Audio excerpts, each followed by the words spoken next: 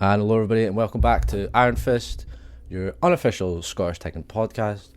Hope you're all having a good night. I am Wildo, joined as always by the elite, esteemed members of the Scottish Tekken community, back from recent events we've had over the past few weeks, down at the Major, the EGX UK Tekken Major for the EU Cup, as well as Oktoberfist, and there's been another away day to talk about. Sadly, Bolt couldn't be here to talk about it, but we'll touch on it a bit later on. Anyway, all that and more to talk about later on. First off, welcome me back. How you doing, Ban? Tannin, this game's still shite. And all the debate on Twitter is still shite. But otherwise, aye, cool. Good to be here. Happy to be on the pod again. I've missed it. Yeah, it's always good to talk about things you love, so I'm glad you could come and talk about Tekken 8 again. Appreciate it, man. How you doing, the Dusty? How's it going, man? How's it going? Doing good, man. Good to have you on, especially after your amazing performance this weekend. We'll talk about a little bit more about that later on. Well, you're the one talking. You also made a pretty good run yourself. I'm pretty happy with it, but we can. I think you shown why you're the GOAT, as they say. But we can go on that later on. Welcome back to the show, Sagax. How you doing? I'm doing well. Feeling, all right after the trip, but yeah, been trying to do some grinding, but that's about it. Yeah, well, man, the big event to grind for next month. We'll talk about the progress. This month? Yeah, I know it is next month. Yeah, we'll talk about the progress on that a bit later on. Fucking sign-up surge has been mad, by the way, but we'll touch on that later on.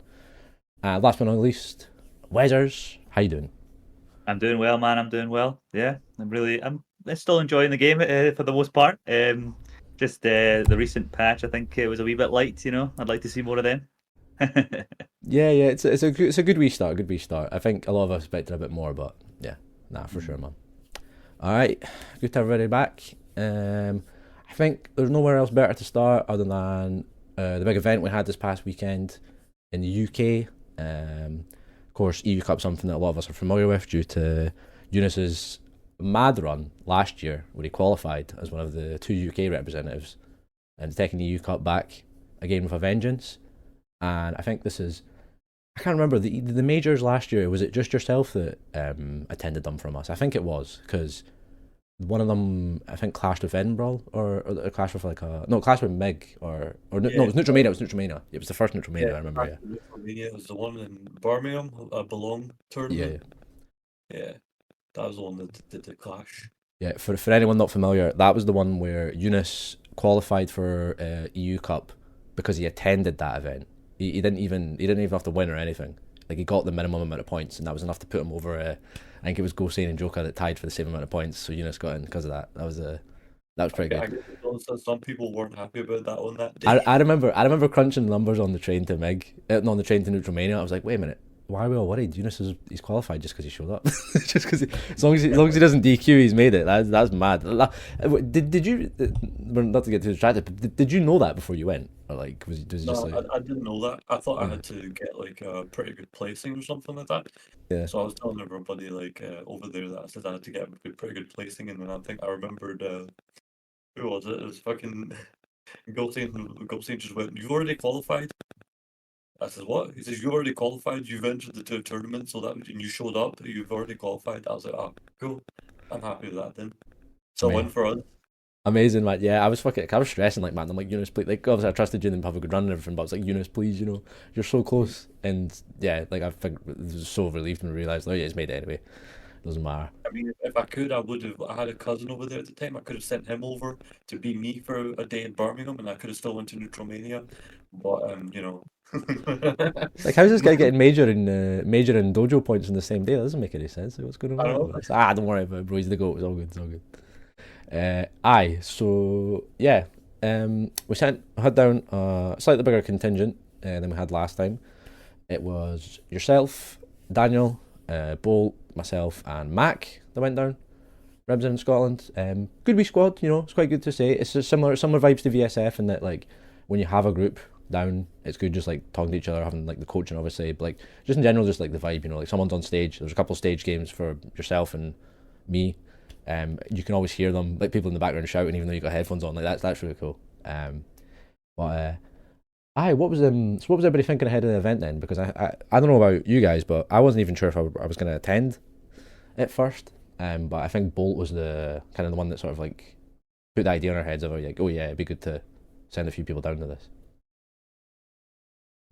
Yeah, I mean, I think for me it was definitely Bolt. I don't know if I was going to attend otherwise, but he sort of got us together, and then we went through. And like on the day when we did go, I was feeling like I could do well because I had a good run at Oktoberfist before that, so I was feeling like it could go well. Mm-hmm. Yeah, for sure, man. Well, For me, like, I wasn't gonna go at first because I knew I wouldn't have any money.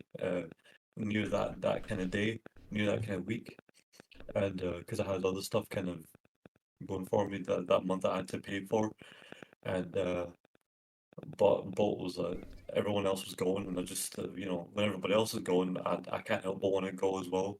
I was just like, you know what, fuck it, I'll pay 50 quid for a plane ticket, head over, and then I had like 50 quid left for that week for EGX. So 50 quid in London. in London, yeah. I will say to everyone right now, is the worst idea you could ever imagine. I thought. See, the thing is, I went through Google, and Google tells you the prices of traveling from one place to the other, and it kept telling me it's like £5, £5. I thought, okay, this is not bad. Turns out it's not even that. It's like double the price of what Google fucking says. So never trust Google when it comes to prices. Yeah, for sure, man. I was sorry, was something you said on there? Was it I like was gonna say, but at the end yeah. of it, it was definitely worth it. Being broke that week, like literally broke, and still doing the event, it was definitely worth it. Mm-hmm. Yeah, I like I say, I wasn't entirely sure about making it or not, but I think I got convinced obviously because Bolt was going, and then like I knew other people would be going, so it'd be good for the vibe, and just like the event in general, since it's like I think in the past it was just EGX on its own, but this year is the first year they've had it where they've also had Comic Con on at the same weekend, like MCM Comic Con, and that was a funny vibe to be like a part of because like I've been to like big like fighting game majors, but it's a whole other ball game when like every third person you see is like some cosplayer from some like random anime you've never heard of or some shit. Like it's really funny, like packed as well, like really fucking busy. But Yeah, yeah, I felt like I wasn't even dressed appropriately for the fucking occasion because everyone there was just dressed up as something, even if it was just little. You know what I mean? At least they put in a little bit of effort. We didn't. We just came in normal looking. yeah. You've got all the grown up Tekken players in the one corner, and then just fucking everybody else is like dressing up as like whatever. Yeah, it's funny. Man. All the nerds and the weeaboos in one corner. Do you know what I mean? And then there's us. Yeah, that's like If only you still had your anime hoodie, We Eunice. were the most normal looking people. We were the most normal looking people in the fucking room. that's saying something, man. That's... What did you say? I'm said talking it- about the collective. I'm talking about all of us. What'd you say? What was it? Wesley, what did Wesley Oh, I say? was just saying you should. It'd be good if you still had your anime hoodie. Would have blended right. He's still got that somewhere, bro. Oh, it's framed. Bro, you got it signed off like knee in that. It's framed. She must be. It's should in my be. little brother's house right now, sitting in a suitcase. You need to frame it. Protected. Yeah, you need to frame it. Absolutely. Like, so that when you're done with tech in like 30 years, Am I gonna? I need to explain that shit. it's like I said, it's like 30 years. Your kids are like, Dad, what's that hung up on the wall? Don't worry about it. Just like fucking like pushing it away. Oh, what's that girl doing? Don't worry about that. Yeah, she's just yeah. She in a pack. Aye. So yeah, it was a cool event. I'm glad I'm glad I made it. Almost didn't make it because as much as I've had travel issues in the past with like slight flight delays, hour delay here, half like 2 hour delay there. It's like whatever. You still make it. It's like it happens. Oh, don't But on the Friday to go there, myself and Dylan Mac were like, oh, we'll get the last flight from Edinburgh. Make it to London, bit of time to travel, get to the hotel, sleep before the tournament. Feeling refreshed for the next morning. EasyJet decided to make sure that didn't happen. So there was I think we waited about an hour delay, got on the flight, sat on the runway for like half an hour, and then the tannoy comes, and the moment you dread always, this flight has been cancelled. Please reschedule or whatever. Like you talk about, like check the app to do booking and everything. So we scrambled. Like I didn't even have time to like process it. Like I scrambled like figuring through that. Like fuck, I need to get another flight tomorrow. We managed to get one flight that was running, which was the 7 a.m. To Gatwick the next morning. So went home, slept like 4 hours. Poor Dylan slept like an hour or two barely, but rocked up next morning in London, feeling great, dying, and played in the tournament. Still made it. So that was cool. It was an eventful few hours for sure. Commitment. Yeah. Do you think being tired like that kind of helped your performance even more? Well, I joked about it with Bolt, but like I think to a certain degree, I wasn't like overthinking stuff because I couldn't overthink anything. I don't know. It's weird. It's weird to think. I was sort of like, I think he was saying like, yeah, you were composed and you weren't really getting in your own head or anything. And I was like, yeah, I just probably didn't have the mental capacity to do that. I was just so like dead. I was like, nah. I was just playing Jin Heat Smash Grab Simulator basically, and that worked out. So yeah, pretty good. But aye, yeah, I don't know.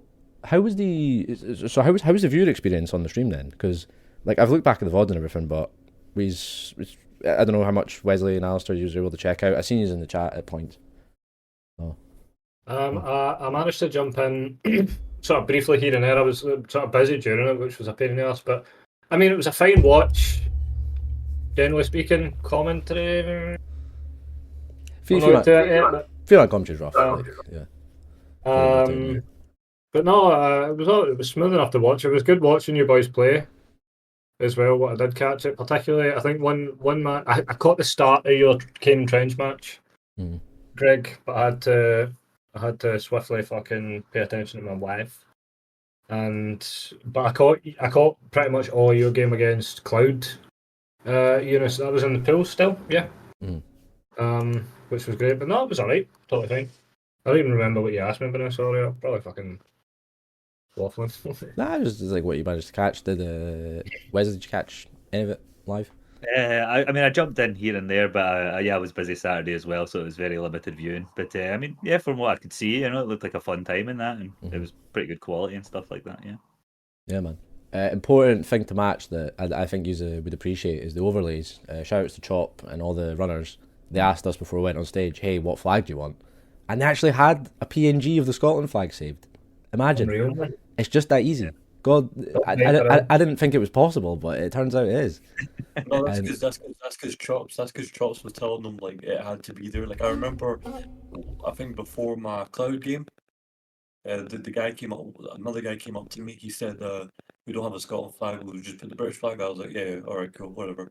And then fucking Chop stopped him halfway through, and he said, "Where's the Scottish flag? There needs to be a Scottish flag." I remember him like saying that to him, and then the guy just had no choice but to put it on. And I was like, Chops is the guy. El Chopo, the legend, man. Shout outs to them. Yeah, I really appreciated that. That was it just looks nice, It's good to have, good people see the stream. They're like, oh, there's Scottish Tekken players, like, because obviously, like everywhere there's going to be scenes, but it's cool to just see like an instantly identifiable, like, oh, cool, he's from Scotland, Maybe I can look into Tekken scene near I am in Scotland or whatever, Little outreach things like that. But cool to see, man. Alistair mentioned that you were on stream. Actually, yeah, you were on stream a couple of times. I forgot. Like, it wasn't just the Cloud game. It was your second match, I believe, was on stream. My second game, my game against Cloud, and then my final game against Kane Trench.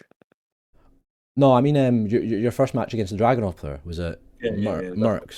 That was my second. Yeah. Aye. Did it feel any different playing on that stage? Because like, it was an odd layout. Like, it was different to like the VSF layout, I suppose. I mean, you're probably used to it by now, but yeah. See when I play on stages or different setups and stuff like that, I try not to I don't pay too much attention to what's different, because I just like, I mean, I played on so many different setups that I've kind of lost the feel of what's different, what's not, to be honest, unless it's like pure blatant. And to me, it doesn't feel that way. Yeah, actually, that's an important thing to mention. Is unlike a lot of tournaments that we've been at, I don't know if this is the first offline I've been to where it's been ran on PC. I think it might be. Yeah, that was one of the first for me. Yeah. Newcastle one, when Newcastle had the new venue, that was a full PC setups. That was all PC. Yeah. Yeah. I think especially for me, it was kind of annoying that it was on PC because I've been practicing on PS5 now because doing things like acid rain and back two loops is specific timing, so you get used to the delay and then you can hit it consistently. Then suddenly it's PC and the delay is completely different, and then everything starts dropping. Yeah. I think I had dropped more in the tournament than any other one actually. So yeah, no, that's rough for you specifically. I think, like, for me it was all right because like I do like a bit of execution and stuff, but I'm pretty basic with Jin when it comes to like combos and that. Annoyingly, there was a few like back forward twos into heat bursts where the heat burst like just didn't come out. Like in a couple of situations, it's like whatever, but there's a couple of ones that like you drop that and you're missing out on like potential wall and like dead like wall combo, which is like pretty frustrating. So I can't even imagine for you, like your 10 frame is like you need that delay to be on point for that. yeah, exactly. Yeah. I was talking to Super Kuma while he was also getting frustrated because the thing about PC as well is PC can frame drop, so it'll sometimes eat your inputs when it frame drops. So that's the other annoying side of it. Yeah, I assume it's just because it's EGX, so maybe they have easier access to PCs. I'm not too sure. I'm just kind of spitballing, but yeah. Alright. How did you find it, Eunice? Because obviously you're playing Law, who's still quite execution if you're going for your Blue Spark stuff. So how did I feel playing on the PC then? yeah. Yeah, it's like I said, like I don't really think about too much of a PS5 or PC. Like I just go on the game, I just kind of play it, and I just see how it turns out. Unless it's something pure blatant, like an offline lag, which has never really happened before. Yeah. So I just go in there and I just play. Yeah. I do feel like sometimes, like I think, see if I drop something or if there's a wrong input, I mostly blame myself for it, rather than the console or the platform or whatever. That's deep. What? That's deep, bro. Fuck that. Blame the fucking console, man. I'll blame the PC. That's what I do. Use the option selects. The while standing four loop against Gosen looked very clean to me. Bro, so you hit those no problems at all, man. You hit those multiple times. I was like, what the fuck? I've never even seen those before. It's crazy. Oh, like yeah, I was doing like practice combos, like something. I've been using practice mode a lot more now, and fucking I just be doing like stupid random combos for no reason because Law just makes them really fun. So yeah, like I was really glad they all worked out fine. So that's why I see when I could do things like that, right? If there is a problem, I blame myself more than anything. That's it. Yeah, no, that's fair enough, man. And you were putting that to good use. Like the run you had was crazy. Like I was annoyed because I missed. Like obviously you had a really close game against Gosen in winners, and we got that recorded. It's up on YouTube. We can share the link if people want to watch it. But then after that, obviously you had the stream game against Cloud on, like in the stage, and I was so annoyed my pool started, and I got pulled away from that like after game one, like because you won the first game, and I'm like, oh this is sick, and then the street, like I hear the guy calling me, and I'm like, fuck, I need to go and run. So yeah, well actually first I should probably ask about your game against Gosen then, because that was very like what I was very proud of you watching that, cause like how close that was, considering it was a mirror, Yeah, game one went really my way. Like it's like Ebro was saying to me on the Discord. He said like game one went my way toward my pace and stuff. Like everything I wanted to do just worked perfectly fine.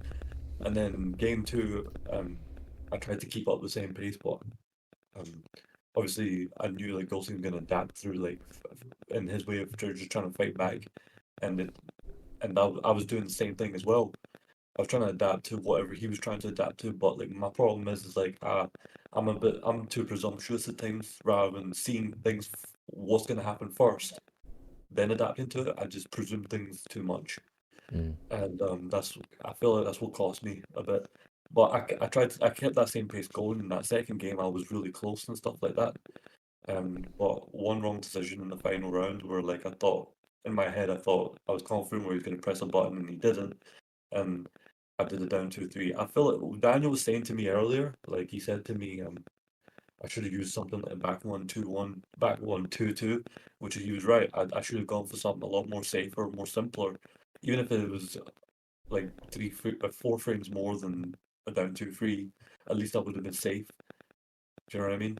But that would have been a lot better. I would have at least put the game back in my favor because I would at least put him under pressure now and still get some damage going. And then by the time the third game rolled around, like I was just desperately trying to take my turn back against him, and obviously Gulsane knew that, and he did the auto parry stuff, and I was just like, that was just game over for me. Mm.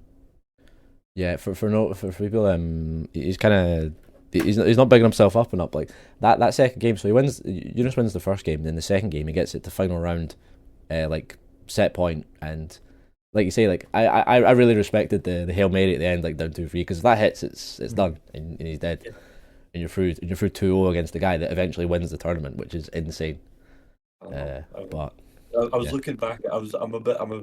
Because I'm a little egotistical like that. So I looked at the brackets, right, and I found out like up until the winners finals, I'm the only one who took a game off of him up until the winners finals. So I was like real proud. Even though I wasn't happy with the outcome of that set, I was happy with the fact that I was able to at least put a dent somewhere. Do you know what I mean? Yeah, no, that shows you, man. Shows you the strength, especially like they mentioned in chat, like Law, you've not mained them for all of T8. You've only been picking up the past couple of months or so. So Yeah. that's crazy. Like, that is Yeah. very impressive. After ESF, I just kind of started going like just. I decided just to commit to that character because I felt like Dragonov just wasn't for me. Do you know what I mean? And so I felt like, you know what, just go with this, see how it goes. Even if it doesn't work out, then go back to whatever. Yeah, nah, for sure, man. Annoyingly, due to the pool format, there was two. It was like 1 and 2 pool going at the same time, and then 3 and 4 pool going at the same time. So whilst you were playing Gosane, on the other end of the seats, we had yourself, Daniel, playing against. I believe it was Neon K in winners. Yeah. Which was your run back from Mig. How did you feel about that game? I didn't get to see a lot of it. I think I caught like near the end of it, but how do you think I that? remember if it was 2-1. I feel like I was doing well in the first game, but then I was getting, like I was saying, annoyed at the setup, and I shouldn't have let out. Like I was talking to Super Kuma after that, and he was saying you can't really get bogged down with being annoyed by the setup because that's always going to happen in tournaments. You need to just adapt and play. I think I should have just given up on, I guess, some things that I knew weren't landing that day, and just try to play my game anyway. Because I feel like I had a good chance versus Neon K. But yeah, just I don't know. I feel like I got in my own head, and I know the second game didn't go well at all. I think it was pretty much a 3-0. So yeah. No, that's a shame because like the set at Mig was like final round. Yeah. That was crazy to watch live. I remember. But no, I mean it's tough. Like obviously it's tournaments, so you have to just deal with whatever's thrown in front of you. But it would be quite annoying when like obviously like you say you're practicing on PS5, you're playing a character that's like dependent on execution like that. But it's tough to throw that away. Like in like okay, I need to not do this then, especially when it's like a first to 2 and you're trying to like think about a million things at once. Yeah, no, it's quite rough. Sorry, go on. Yeah, so then we had Eunice dropped down to losers after the tight game against Gosane. Then you had your top 16 qualifier against Cloud on the stage. How did you feel about that? Had you played Cloud before in T8? Yeah, not in Tekken 8. I played him a few times in Tekken 7. But not. This was the first time I played him offline in Tekken 8. The thing was funny about it was that I got out after the match. I looked at my text and I see Alistair threatening me. he's looking. I see the text. He's threatening me. He says, "If you drop that fucking," I've got the text here. Actually, it's funny. I get it out quick, right? I think he said the same thing in Twitch chat if I remember correctly. No, he said the same thing in the Twitch chat, and like he goes like this. He goes,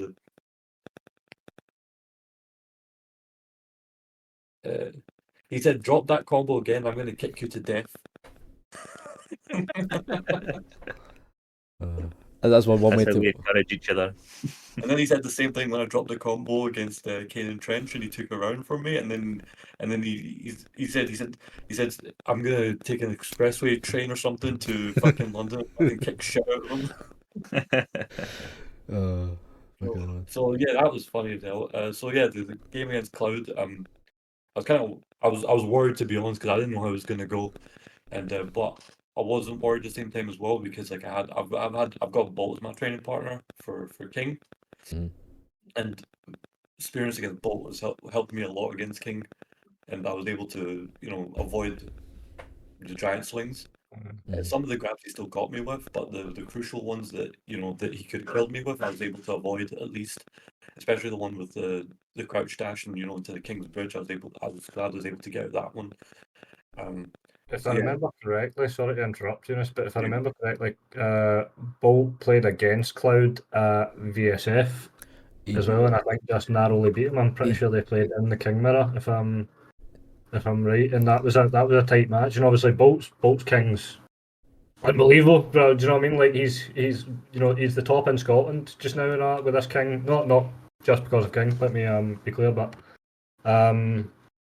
it really just goes to show you that having somebody so strong in your scene with that character can benefit you elsewhere. And you played you did play unbelievably well. It was great to watch. Yeah, thank you, man. Like fucking, it was. I tried to just keep it calm. Do you know what I mean? Like, because with law, like you can't hesitate or get like fucking, scared or nothing. Because otherwise, then everything drops. Not just that one combo. You just gotta like keep yourself calm and stuff like that when I'm playing, and that's what I try to do when I'm playing law. Because see, playing Half-Life law like in a tournament is scary as shit. Because like things could go wrong. Like you use the wrong move, or like you drop something, or miss input, stuff like that. Even though like the gameplay is a lot easier, it's just still scary to be honest. Mm-hmm. Yeah, no, man, and the mention the match we're talking about at VSF, the Bolt and Cloud Mirror, that was like final round, and I'm pretty sure it was like final hit as well. So, that was a terrifying match to sit and watch, man. Watching that live, you're like, yeah, shitting it, aye. Which one was this? Cloud and Bolt at VSF. That VSF there. They played in. I can't remember exactly when in the bracket it was. I don't know if it was. It was like round... winners or losers, and it might have still been winners. I'm not sure, but I think it was like round 3 or round something like that. Yeah, but it was an intense. It was an intense match, and then fucking big up Cloud because he went and started like coaching young man and all that. Do you know what I mean? Like he was like real good sport about losing to Bolt. Yeah, that's the only shame about it because Cloud's a sick guy, so it's a shame that it's been out.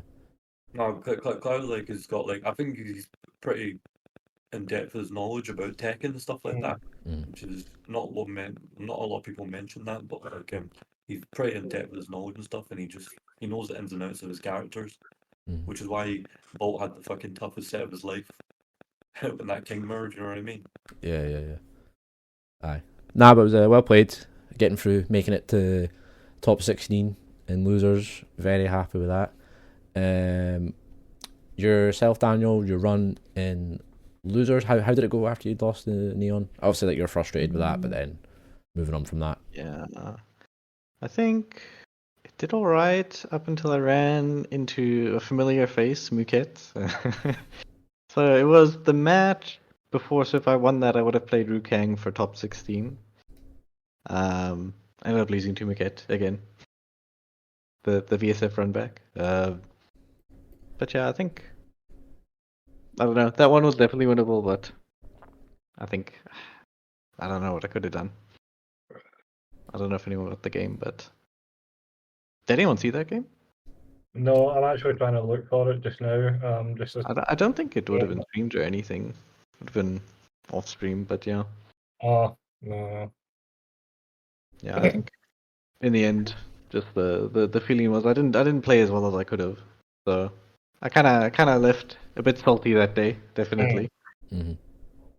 But that happens sometimes. Like you performed like extremely well at VSF, getting as far as you did, and then it's just what happens whenever a Tekken player. Like you get some like good days, and then you get some bad ones. It just happens. Yeah. So I think that day was definitely a bad day. But I think it's also, I feel like I don't know if it was you or Bolt saying it, but they're talking about how you should still be good on your bad days, and it's kind of. Yeah, bro, definitely Bolt said that, bro. That's heavy. That's 100% Bolt said that. You're right. Like you still shouldn't lose, like easily on your bad days. So I think it's a consistency thing. I think I need to just up consistently winning, even if I'm not playing super on point. Mm-hmm. Yeah, no, it is valid, but I mean, it's like you say, it's tough when just some days are better than others when it comes to tournament. Just no matter like what, like no matter how much you practiced or whatever, it just happens. Mm-hmm. You know, but no, still a respectable run though. Like you say, it was a bad day, and like you were 2 away from making top 16. Like that's a lot of people would be really happy with that. And it was 2-1 against Muquet as well. It wasn't like a blowout. Like you almost had it, but just yeah. Who did Muquet play? Sorry. Lily. Tough character to fucking play against, man, to be fair. Mm-hmm. Yeah, for sure. We were mentioning briefly in chat, obviously Bolt was there as well. I think he had a run back from Drowning Pools against Legoshi. Very narrowly lost. I think I just missed it. It was 2-1, I believe. And he lost I think it was a Hwoarang in losers. Again, as strong as Bolt is, it's similar to what we're saying about Daniel. Like that can happen to anybody, you know. Just Tekken 8, wrong decisions, you know, decisions upon decisions, heat, dash, overwhelm, you're done. Like it's just, you know. Yeah. Fucking, yeah. Nah. Game's game. Aye. And then I guess we can just talk about my run. I didn't really know what expectations I had coming into this event. I was kind of just, as I do with most tournaments, just show up, try and play. Like I didn't practice that much ahead of the tournament. I had my option select locked and ready with all the travel stuff. I was like, man, if I go 2-2, I'll be happy. Like whatever, it happens. And then I got a bit of luck. I'm just like looking over the bracket now. I'm not gonna bother showing it just to save the stream and everything so we can see it. But then I had on my first match, and then the second match I was meant to play against 40 Mudas, who's a really strong Mishima player from London, but he couldn't make it, so he DQ'd, and then I ended up playing the guy he was meant to play. So then that was 2-0. And then in winners quarters, I ran into a familiar face to the scene and to anybody who will be attending Neutromania, Mr. Kane and Trench, the Yoshi of Europe. And so I've not actually played Kane like properly. Like I've not played him in T8. The last time I played him was, I think it was the summer MIG that he made in 2019. If anybody remembers that, like he came up back when he was trying to get TWT like dojo points. I'm not gonna win before my time. Mid 2018. I think you might have been there, Eunice. Maybe, I don't know. Which one was this? It was one of the MIGs. It was like MIG June or July, I think, in 2019. Like this is ages ago. Yeah. That was pre-COVID 2019-ish. Yeah. No, it was. Yeah. I just randomly texted him. I said, "You want to come up to our tournament?" He goes, "Yeah, sure." I was like, "Cool, come over to my house." And so it was you that they got him to come down then. Damn. I get all the UK English players to come up. Yeah. I pop him a little hello, and they said, "Oh, I say you coming up?" You go, "Yeah, sure." He's like, two nights stay, free breakfast. Yeah, man, sign me up. I told people, I says, when I get my own house, I'll invite people over. They can stay over, come Meg on the weekend, you know, and hop out. Yeah, no, that is good, man. Like it's good having that like reaching out for the scene. You know, people want to come and see us. Good to have that extend olive branch. Yeah. Just like, you know, it helps our scene out just as much as, you know, helps them out, you know, gives them that new competition, and then, you know, see what our scene's kind of like, and, you know, like, it improves us as well in a skill level, and I think it's done pretty well for us like, because some of us barely ever go outside of the Scotland to play against the players like Gulsane and Joka and Richie and stuff like them. So I think that's kind of why I do it, really. Yeah, man. Nah, it's good. It's good to do, like. So it's like I was saying. First time I played them was at that MIG, and I got absolutely smoked. Like I think it was like 6-0 Yoshi versus Kazumi. I didn't get any launches in. I must have got like a couple lows. Like it was just like complete like rolled over, and you know that's like that was like a wake up call back then of like, oh my god, that's what the level these guys are at. There's no way you can catch up, and then obviously however many years pass, and then you get to play them again. And I didn't really know what I was thinking when it was kind of just like everything was coming thick and fast. So I just played on stream, and I haven't had a massive amount of Yoshi practice in this game. Like the most I've had probably was against like Josh's Yoshi back when he played Yoshi. But yeah, no, I feel like I did pretty good. I was happy with how I done, man. I like, you know, like again, I managed to get a game. I fucking did not expect that. I feel like I've been watching tapes back. I've been talking to a few gym players, like trying to see like tips and tricks about what I could have done better and everything. I feel like I started off quite slow, then I kind of grew into it, and then maybe just kind of lost track of it at the end. Like I think by game 3 it kind of adapted, and then okay, like 3-0 at the end.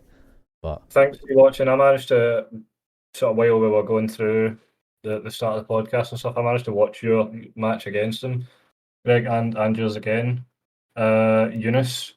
Bro, it's just all a matter of like mental, because you guys were both on top of it, like so well. Like neutral was so good, small Tekken was so good. You were being patient and stuff like that. And then I think after, you know, towards the end of it, it was just struggling to hold on to that fucking mental clarity, which I get, man. Like tournament on the stage, like on stream against a guy who's beat like everybody in Scotland, bro. Kane Trench must have like the best record against Scottish players.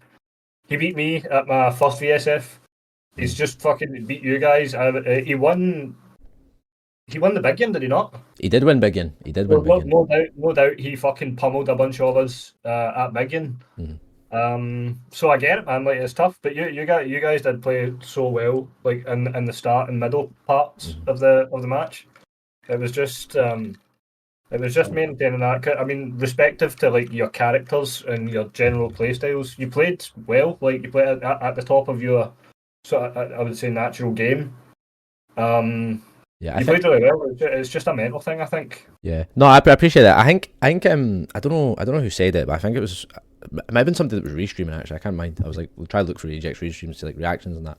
I think they were saying like you can tell someone that's not on stream that much versus someone that's like on stream all the time, and like they're used to the stage and it doesn't change how they play at all. Like they just play the exact same. Like they've been through game 3 clutch scenarios like a million different times. Like it doesn't mean anything. Like they're like mentally not just being on stage. Kane over the years, obviously he's like one of the biggest names in Tekken, at least on the Europe side. Yeah. But he's been playing against pros and shit on stream for years, and you know he's had all these crazy matches and sets. Like it's the experience there really does make a difference big time. Yeah, he's got that Takedo murder face, man. Like he's always like locked in. Like he rarely gives reactions whenever shit happens. He's like locked in. That's funny. It's just funny because when he was playing me, Daniel was telling me like he looked like he was losing his shit. Well, that's a good thing for you then. Like that's good to have. Like yeah. I annoy people apparently when it comes to Tekken. Yeah, you annoy the fuck out of me. Gotta annoy people more. That's how you win. Yeah, that's a good trait in Tekken, man. Those down back freeze, constant. I got a lot of time for you, this man. You know what I mean? We're good pals. But see, when I play him at Tekken, that's for fucking right. Man, it's what I do, man. It's what I do. Other people make me feel like that, Wesley. Sorry. Oh man, I feel bad. Like, I feel like every time I lose to Wesley in tournament, I'm like, "Fuck you, dick character, Lars. Hate Lars." Like I always say that straight away, and then 2 minutes later, it's like, "Sorry, Wesley, GG's well played." You know, it's like after I've calmed down. It's all right, man. It's all right. I'm used to it, man. It kind of comes with the territory of playing these characters. You know, Lars. Yeah, that's what. I play Wesley, and I just feel like I want to pass my driving test so I could run him over. In Minecraft, any police listening, he doesn't mean really GTA. It's all good, man. If I go missing, you know who did it. Oh, fuck's sake. So I was pretty happy with how that game went. After like it was a respectable loss, you know, it was cool. I had a decent amount of people like saying I like played well and everything. I was quite gassed about that. Like a lot of I was talking to like Spag and he was saying like, "Oh, you played really solid, you know, Jin's looking good." And yeah, a few of the people that were there as well. And yeah, so I tried to pick myself up for the losers run. I had a couple. I'm just trying to look over the bracket again. I played Chrome in losers. Like I'd heard I think I'd seen him at a few offline like London tournaments. Like he's really good, like really strong jack player. He made top 24 at VSF, didn't he? He did. I'm pretty sure he did. Yeah, he did. No, really nice guy as well from the little I spoke to him. What? You should have made top 24 VSF.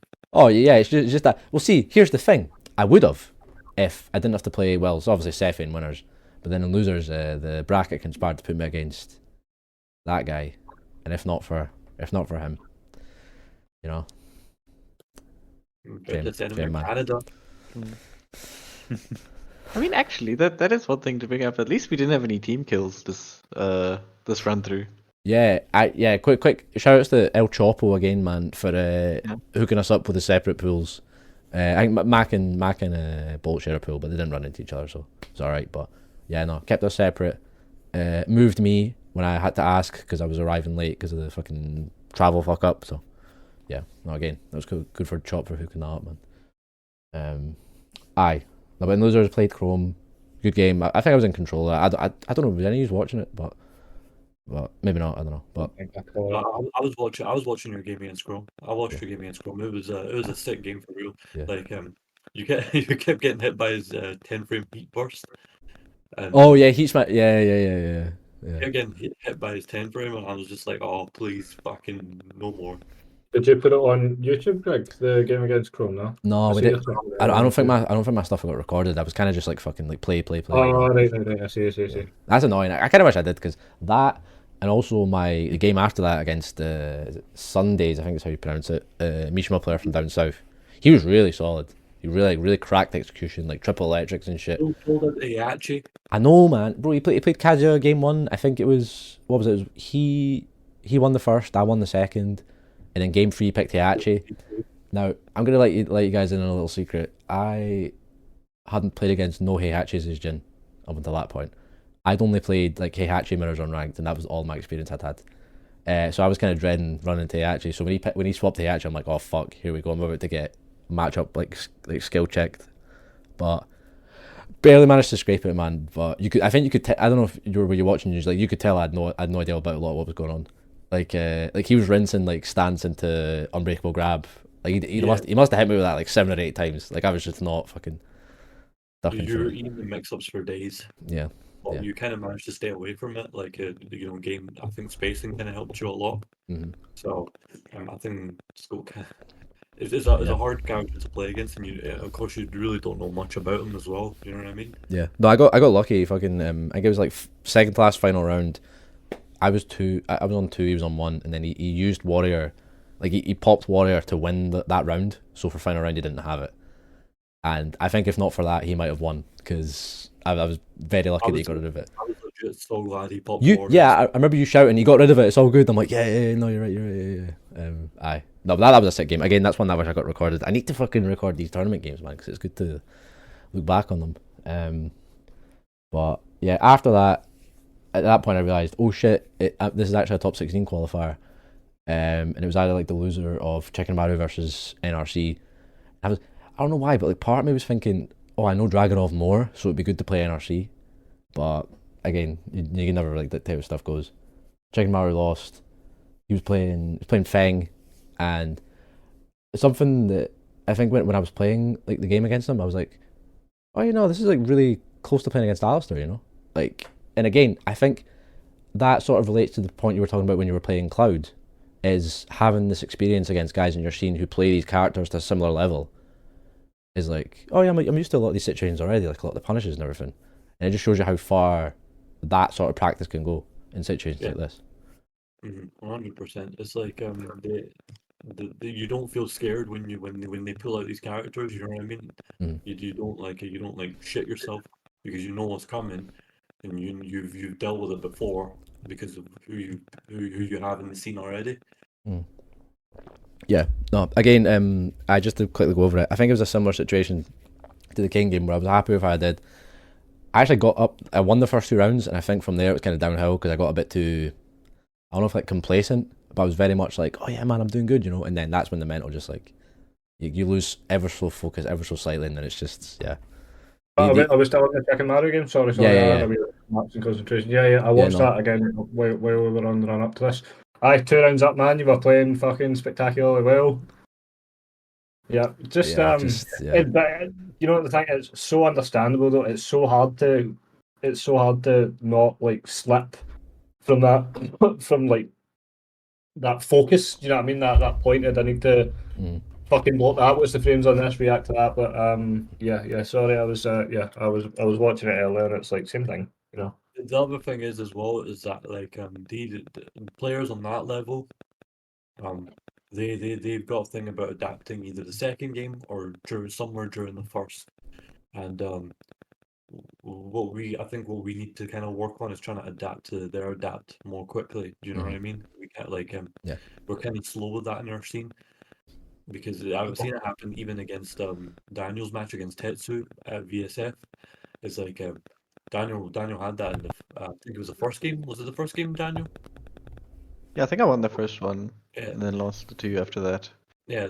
You won the first one, and then kind of Tetsu did that adaptation, and then kind of just went uphill for Tetsu at that point. So I think it was the same thing that happened to me against Gosane and Kane and Trench, and it's the same thing with pretty much obviously your game against Kane and Trench and Chicken Maru as well. It's just something that we need to just kind of work on, like adapting to their adaptations, meaning changing the ways, immediately changing everything we're doing after they've made their change. You know what I mean? Yeah. Because they have a thing. They have a thing where like the way I see it is they don't want you to take your turn. They want to be on the offense now, 100% of the time. Oh, So yeah, I felt that for sure, man. Like after those first two rounds, I could feel the switch, like with like how much like more aggressive he was being with like just like even his quicker pokes like round start. Like I was getting clipped by a lot. Like he sort of like could tell my movement patterns, so he was able to get me on incoming like quite a lot. So yeah. Yeah, and that's their adaptations, and they're really good at it. They're amazing at it, and we have to be that kind of players come Neutral Mania. We're like, okay, they made that change. Now it's time for me to make my change. Do you know what I mean? Otherwise, like it's gonna be a hard tournament for all of us if we can't make that change. If we can't adopt that skill level. Do you know what I mean? Yeah. No, and it was a good like sort of reminder before Neutral Mania, like of the level we're at and like how close we are in some aspects and like what other stuff to focus on in terms of improvement for that. But yeah, no. So overall, I was happy with my run, pretty proud of it. But that wasn't the last Scottish activity. We had yourself going on to day 2. How so obviously you're really happy to make day 2. What were you thinking ahead of your game? Because you knew you were going to be playing Kane the next day, so. I kept running through my head what game plan I should use. I kept running in my head what game plan I should use. I was ever since I came home from day 1, I was like, alright, what should I do? So I was watching I watched this stream. He sat there and had a 3-hour rant, I think it was, about how shite his wall standing 4 damage was and that he has no 13 frame. So I was like, oh, okay, 14 frame wall standing 4 for 13 frames. That's actually alright. So yeah, he had a good fucking rant about that one, and it was pretty funny to watch. I can't lie. So me and Bolt were trying to talk to each other about what should the main game plan be, and thought just abuse the lows. Down back 3, that was kind of my friend in that one game. Abuse it as much as possible, kind of just make him think about it, and then I stuck too much to that game plan in game 2. And obviously that's what I'm talking about. That's when he made his adaptation. And at that point, I should have been focused about, making him. He forced me to play defensive, which I don't like, being forced to play a certain way against the character. But he forced that towards me. And with Yoshi, you just have to be defensive and patient. But when it's also Kane and Trench, do you know what I mean? Like he has ways of just making you play that way and making you let him do whatever he wants. And I felt like I did make that adaptation against his adaptation towards game 3 when I got around on him. But at that point, I think it was too late, and I kind of just lost the whole set after that. Yeah, no, it was really it was sick, like because we all fucking rushed like to the front of the stage, like the front row seats, to be up right in front of the stage watching it live, and it was like the feeling when like you got that first game was like crazy. Like I don't know if Daniel felt the same way, but like we were just like fucking like fucking like screaming like we're at VSF, like yeah. The mics on the commentators picked us up a lot actually with how like loud we're being. I've been watching these sets back like fucking repeatedly for the past week, and I was just like it was just hype, like listening to you guys, you support me from the back, and just fucking I think too much about the gameplays and stuff like that. What I could have done, but mainly I think is the adaptation is just what we all have to work on. Just changing ourselves, being able to force a change in ourselves mid set. Mm-hmm. Yeah, no, good takeaway. Good takeaway to have, I'd say. And I think like we all said it before, but I think you should be really happy and like we're proud of you for that performance, for sure, man. Yeah, Thank you, I it was appreciate a it. really great performance. Like, because I remember we were it was you, me, Bolt. We were talking about the game plan and just seeing you really execute it well.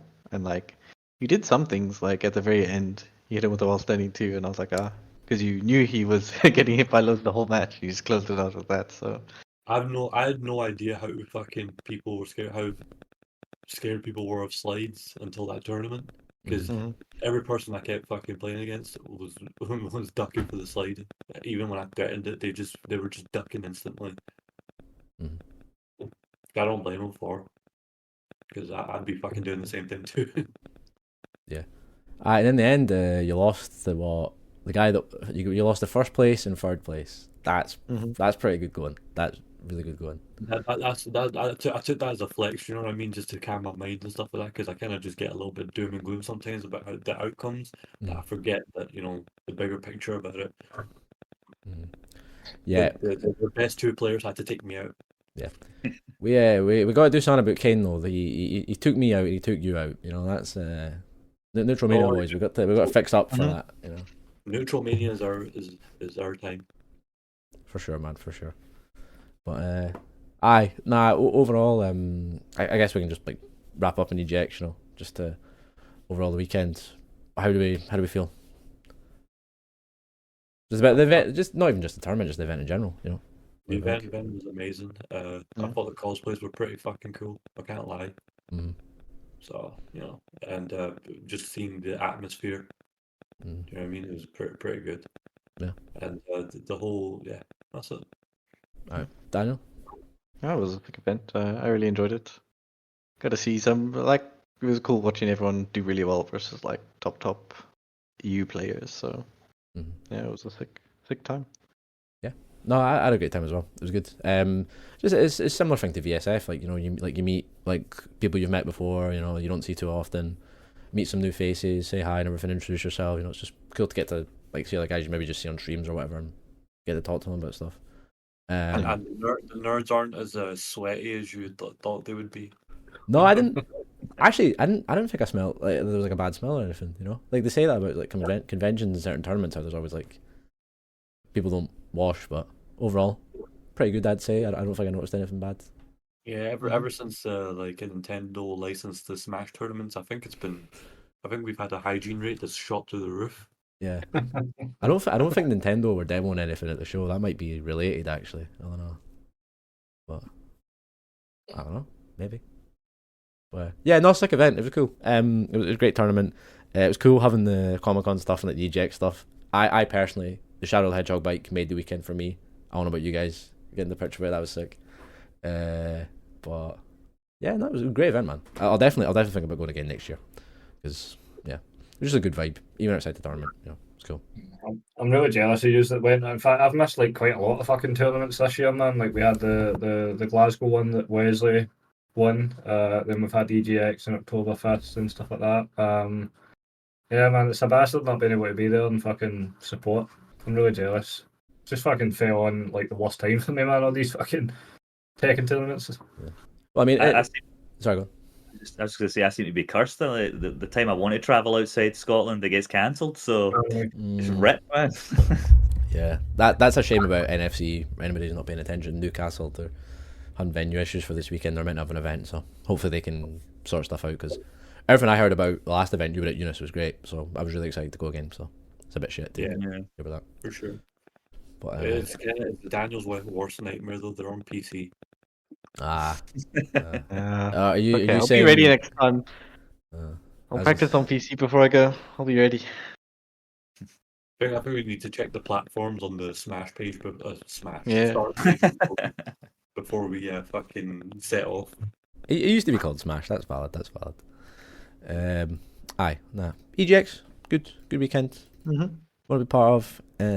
I've just realised I forgot to set up the fucking web pictures so I can show the browser. Do we need to show it? Probably not. It's all good. Aye. So moving on from EGX, we can touch upon briefly the other events that occurred while we're away. I think we've been about a month since the last episode, so we only just missed out on this.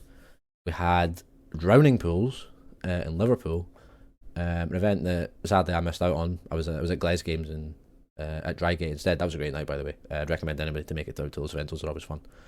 But yeah, it's about drowning pools. Who attended from here? Was it just Bolt and Mac? It was just Bolt and Mac. Just Bolt, Mac, and Liam, I think, as well. Yeah, Steve Player. And yeah, I was sort of tabbing in and out with the stream because I'd missed out on like previous drowning pools. Like you won last year, you know. Oh yeah, yeah. Like, yeah. That's because in Liverpool is Scotland City. Like, you know, I mean past 2 years seem to, you know, indicate a trend. Maybe I don't know. Like Liverpool's now Scotland City. We might, yeah, that's true. I gave it. I made first place, and Bolt, you know, followed my what's the word I'm looking for? Followed in your footsteps. Followed in my footsteps. That's the word. That's the one. And you know, you both went down and planted the flag. Yeah.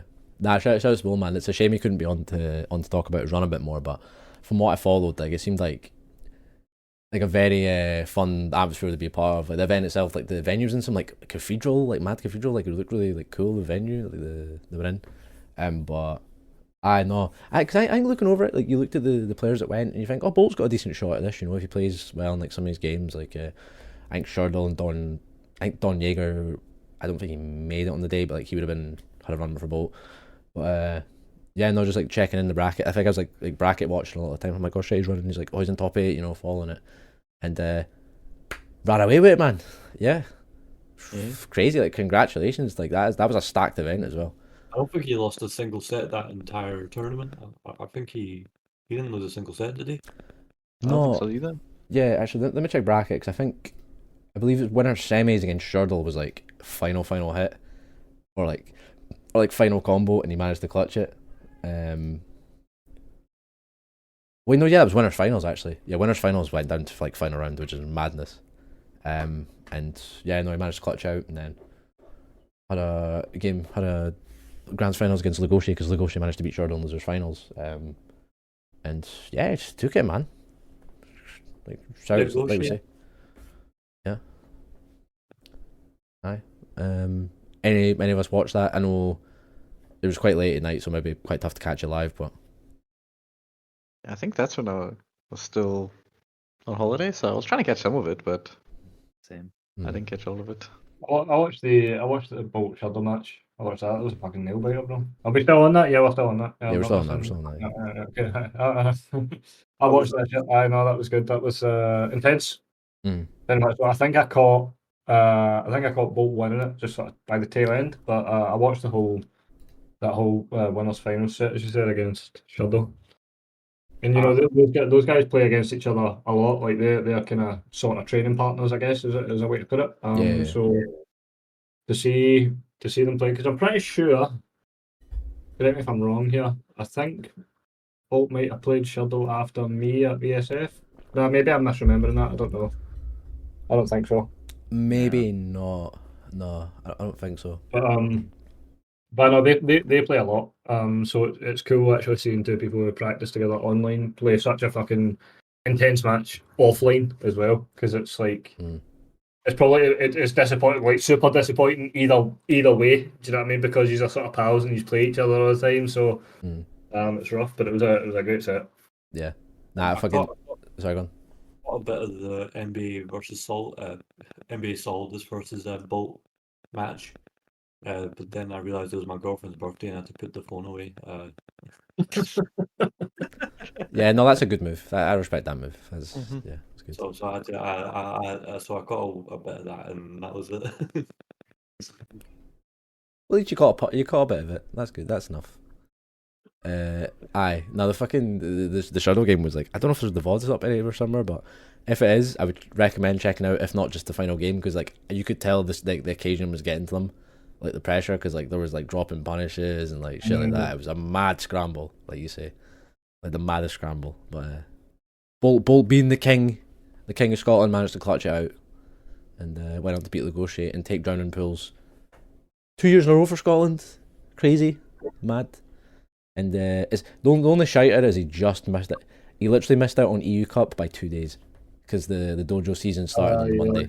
So that would have been, because that was a fucking stacked event. It was like over 100 players, wasn't it?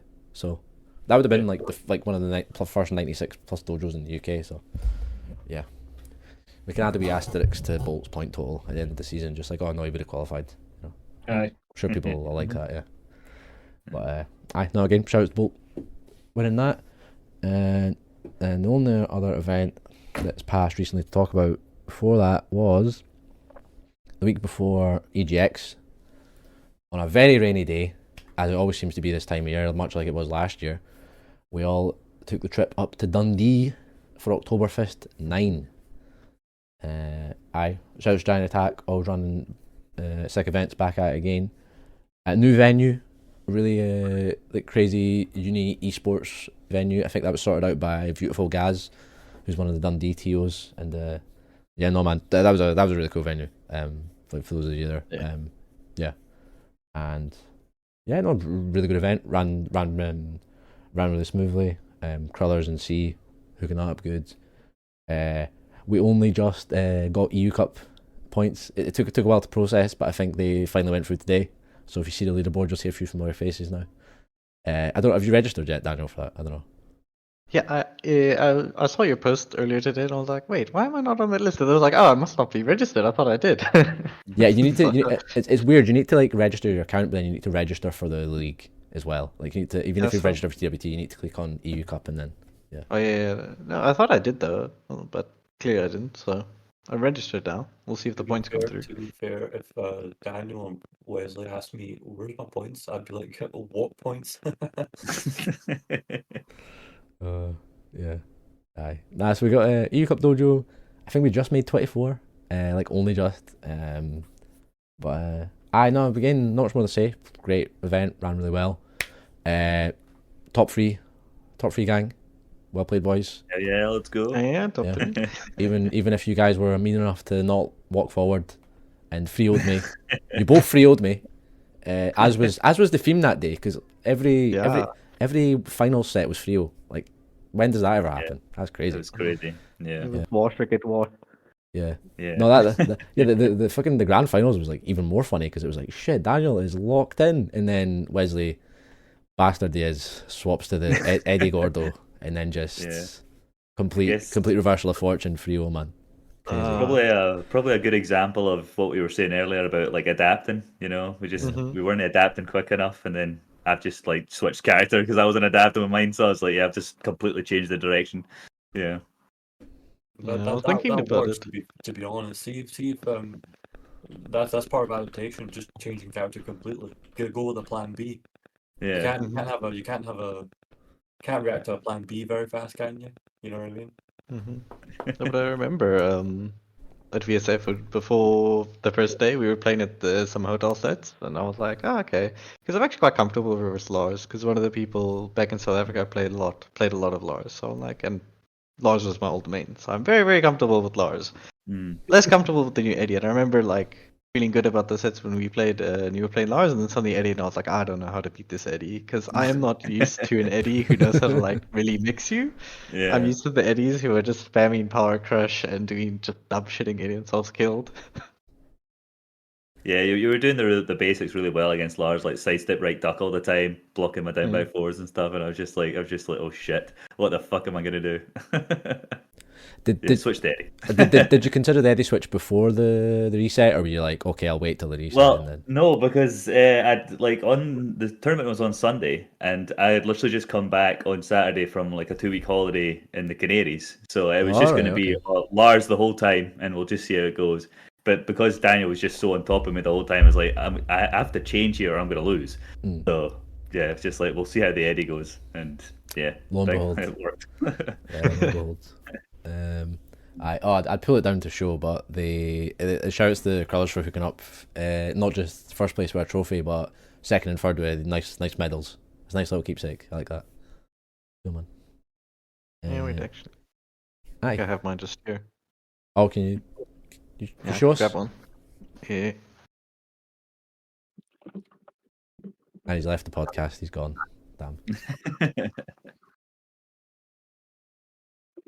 Yeah. No, it was really sick what they gave out. You know, the trophy was really, really cool. Yeah. I was gonna say your cabinet must be filling up. Like, you got a decent amount of physical trophies now. Yeah, I think I was joking with that. It's like I only win the tournaments that have an actual trophy. You know, I've got the Glasgow one, and then I got the Dundee one. So Some luck, man.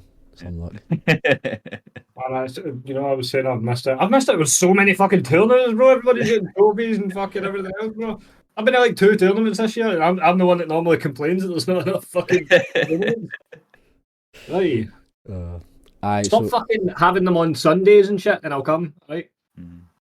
I seem to have actually lost it somehow. Oh crap! Well, I hope you find it. Then. I hope you find it. It was just next to my bed. I don't know what happened to it. Oh man, sad. So for anybody that didn't catch that, just for the top 8, we had Ismail back, playing the Brian. Really good having him back offline. I know Ishmael, yeah. Then we're just John. I believe that's his first top 8. It was his first top 8. Yeah, Big up to just John. Yeah, we love to see that from good. Love to see that from the new blood, man. That's cool to see, man. Like that. Looking good ahead in Neutral Mania. And then 5th we had Ibra, back with a law. I think that was his first offline tournament this year, or for Tekken 8, maybe. Ibra, one of the Migs, maybe. I think so. I think that was his first. Do you know what? I'll go and fucking stop his start GG and find out right now. Yeah, it was either him or Izmi that hadn't been to a Tekken 8 tournament. I think Izmi'd been to one of the Migs. First for T8. Yeah, man. Still getting 5th place for your first one. That's like it's good showing, man. Then in 5th, also with Ibra, we had Jack 99 with the playing Heihachi. That was a scary game against him, man. That was. Was that another case where it was like close to the final game? I think it was, wasn't it? Yeah. Like final round. Yeah. No, that's for again. Since we've been back, Heihachi's been released, so interested to see who else is picking up. I think Jack seems pretty locked in on him, so. I was really thankful we played a couple of games the night before to get some practice. So I think that really did help. Oh, bro, he gave you data, man. He shouldn't have bothered. He did, man. Because when we were playing the sets, he was just wrecking me with all the mix-ups. I had no idea what was going on. That's what we joked. He says, "Oh, in tournament, you're just gonna like block all these and duck these," and I was like, "Yeah, I managed to get a few." So yeah, appreciate that, Jack. Alright, shout out to Jack. My wife has found the middle, by the way. If people want to see. Oof, very good. Very nice. There it is. For those of you can't see the Oktoberfist. Yeah, the Oktoberfist. It's got the logo engraved on it. That's kind of crazy, man. Yeah, really the logo, and then it's got like your name at the back with Oktoberfist 9. No, not your name, just Oktoberfist 9, Tekken 8. And what place you got. Yeah, it's cool keepsake, man. Nice colours again. Alright, then in 4th we had C. A good showing for her home tournament. Alyssa looking really strong. And then in the top 3 we had myself in 3rd. Sagax, Daniel in 2nd, and then Wesley in 1st place. Good tournament, fun event, Dundee. Shout outs as always, great venue. Hopefully back there again next year, assuming they do an Oktoberfist 10, Oktoberfist X, they might call it. Seems to be the darn thing these days, you never know. But looking forward to that whenever they run anything else in the future. Now, I think we're probably going to want to take a break soon, but before we do, just want to quickly go over the events we've still got coming in Scotland. We have the return of Rushed Edinburgh's Tekken League. For those of you who don't remember casting back to Tekken 8 release, it was going to be the plan that we'd do a 4-week 4-bracket Tekken 8 League right as the game came out, but due to unforeseen issues with the venue at the time, that did not happen. Of course, it got cancelled the week of, not even like a few weeks out. It was literally I think a couple of days before. So that was amazing. That was great to be part of. But we're back. First week on November 18th, and then, like I say, 4 weeks, 4 brackets in a league system. Top 3 will get all the prize pool pulled together. Should be good. Kind of, when I was talking to the admins, we were kind of wanting to see when we do the league, and they were like, "Oh, do you maybe want to do it in December?" And I was like, "Nah, we'd maybe do it a bit earlier so we can practice for the big one, Neutral Mania." Now, if any of you have been to any events recently, annoyingly the camera will flip this, but for anybody who's not seen them yet, I decided to get these little bad boys made up, just in case you don't know. It's got the Star GG and everything on it. But yeah, the Neutromania cards have been working out a treat. Everyone's loving them. But aye, and it seems to have worked out with the sign-ups, man. Fucking I feel like every time we check it, the number is like even more crazy. For those of you who have not checked, obviously anybody who doesn't know, don't know how you don't fucking know, because I'm just shut the fuck up about this for the past like few months, however long it's been. But Neutromania 2, the return in Glasgow, Drygate, November 30th. Tekken EU Cup Dojo, tier 5 now. We've hit 64 players for Tekken. We're now at, I was going to say we're now at 70, but we've actually had another sign up tonight. We're at 71. 70 fucking players, bro. That's so nuts, man. We had at the mega, we had like 75, right? We had like. I think so. Yeah, we're nearly broken that. Yeah. Are you sure you guys are gonna manage that in one fucking day? What if it reaches 100? We'll manage. We'll we'll make it happen. We'll make it happen. Cancel the other games, man. Cancel the other games. Yeah, true. Just for the end of the other brand fight admins that are watching this, I'm just joking. I don't serious into that, but I'm not. Fighter 6. 136 people in total is going to be in that venue, and over half of those is Tekken. That's nuts, bro. Scrap the other games, bro. I'm sorry, boys. That fucking get out of here, man. Just walk up to Sully and be like, "Listen, mate, your game is shite." Yeah. That's gonna be sick. I get the feeling they wouldn't be accept that, but yeah. Nah, it's insane, man. Like, obviously, like it being the big end of the year event. Because like there's 100 of us. What are they gonna do with 100 of us? I don't know. Guys kicked out of the venue, maybe. I don't know. We'll give them a wedgie and then say, "Here, put us on the stream. Get the stream up." Are we? On you. Sorry, before I rudely interrupted you. Nah, it's all good, Jim. It's all good. Aye, yeah. Fucking, we're seeing a lot of familiar faces now, man. A lot of the guys haven't been to necessarily every event in Scotland, coming back again. But the invasion has grown very strong since our last update. I can't quite remember what the status was last one, but we are now joined by Kane and Trench, who we just mentioned. Seems to have a thing for putting Scottish players out of tournaments for whatever reason. So hopefully we can reflect that back at him when he comes back. Defending Big Yin champion, as Alistair mentioned earlier. So cool to have him back. Since then we've had fucking Shardle sign up. We've had a lot of NBA guys sign up. Arsene Benga in chat, shout outs. Coming back. Honorary Scott as well. He was at Big Yin and also was at the first Edinburgh. It's cool to see him coming back. 40 Mudas from London, mentioned him earlier. Didn't get the chance to play him at EGX, but maybe get the chance to play him at Neutromania instead. Don Yeager, Sell It, Legoshi, Monster, Just a Treat Man. I think he signed up literally watching this. If he did, shout outs, bro. That's sick. That's a funny one. Nice one. Good to see you again. But then the big one, Falcons Joker. Now, just full transparency, instant top seed. I don't think anybody can argue with that. But yeah, he's hunting for the EU Cup points, man. I was talking to him when he was streaming, and he was like, "Yeah, can you just walk forward so I can get the points?" So it's up to us. It's up to us to try and stop that from happening. As tough as that. Don't worry, we'll walk forward. Don't you worry, Joe. We'll walk forward. I promise you. Yeah. Aye. That's sick, man. It's great to like have an event this big so you can attract like obviously like players of that caliber. They're coming for the points, but they're coming to see what the scene's about. Come to see how strong the players are. And yeah, they heard about us and then they said, "Oh shit." They heard about us and then they said, "Let's see the competition. What's that about?" Mm-hmm. Yeah, we'll have to see it, man. I'll be running my mouth on Twitter. It works. Aye, so yeah, fucking we're at 71 and it's a month today. Like it's a month, like obviously it's the 30th of October as we're recording this, so month to go. I don't see any reason why we don't smash the 96 tier for EU Cup. I think we're very much on the way. Based on the amount... Sorry, go on. I think for Big Yin, like the last few weeks before the event, like people were signing up like crazy. Yeah. Once they saw the numbers. Like so I think this will be our Big Yin too, if you will. Do you know what I mean? I think this will really be our Big Yin. People have asked for it like for years. Here it is. Yeah, I think in terms of the amount of people getting like coming up from down south, it is definitely matching those numbers. I think Big Yin ended up like 120 with like a few DQs, so it ended up about over 100 in terms of entrants.